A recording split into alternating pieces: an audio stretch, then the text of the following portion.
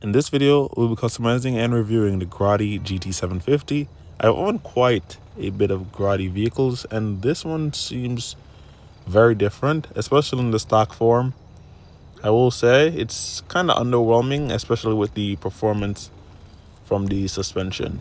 I know I wouldn't expect straight line speed because the car is stock, but the drive over here was very lackluster. But nonetheless, I'm going to give it a chance, and we're going to get in there and customize it. So let's first open the doors, and the engine compartment doesn't open.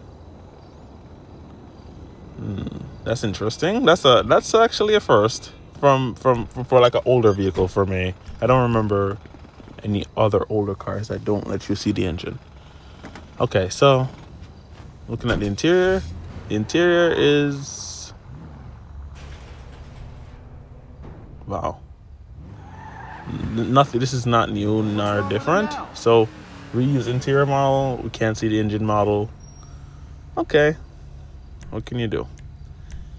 I will say this car was fairly cheap compared to the rest of the cars from the Safe House in the Hills DLC. So I guess we see that reflection in the price.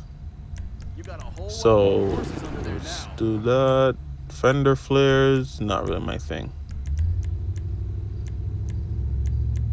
Let's see here. Street hood, void hood, vented hood, twin vented hood. No.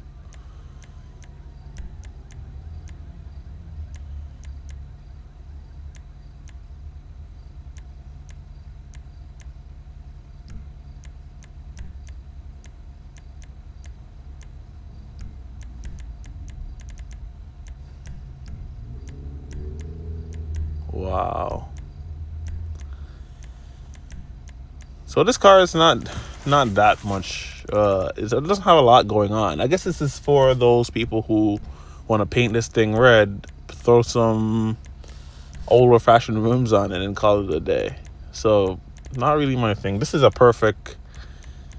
So far, from what I'm seeing in terms of customization, Torino red would be perfect. But like from what I'm seeing, this would be a perfect giveaway car. So for the podium or the prize ride, give a player that doesn't really have much cars, it will fit right into the collection, and they could get rid of this or keep this once they decided their choice. Okay, so we're at the splitters now. Comp splitter. Oh my goodness, that spoiler is amazing, but not for this body style. Okay, so let's do trunk wing, because you do need that traction. It's very important, guys. Make sure you have your traction. Suspension could go quite low. Not gonna do that. As I said, the suspension is kind of funny on here. So the stock suspension is horrible. Let's just do it anyway. It's already bad. Let's just see if we could aftermarket it up. All right, so should I throw some wheels on this thing?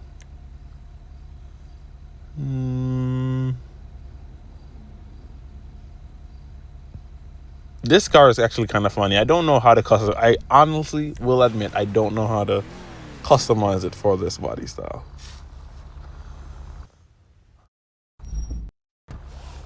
So driving the car around definitely showed me what I needed to see from this thing, and honestly, it's not much of an improvement from stock.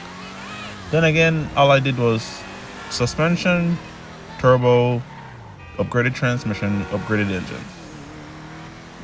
There's more. You should have more there for in terms of making a car drive different in the real world. But in GTA, that's all I got. So I throw everything that I had at this thing, and it's not too bad, but I wish it could be better. And honestly, when a car is very, very much on the cheaper side compared to the others in its section or in its collection within a certain DLC or category or whatever, you kind of tend to see why it's cheaper. This car shows you why it's cheaper.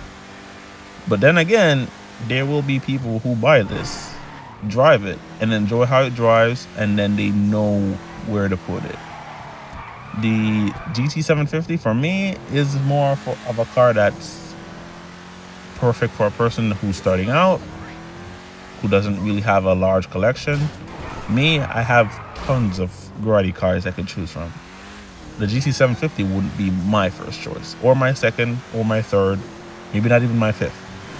But if you are a collector and you like to have that pristine, not prehistoric, but like that dated Ferrari look, the GT750 will fit in your collection.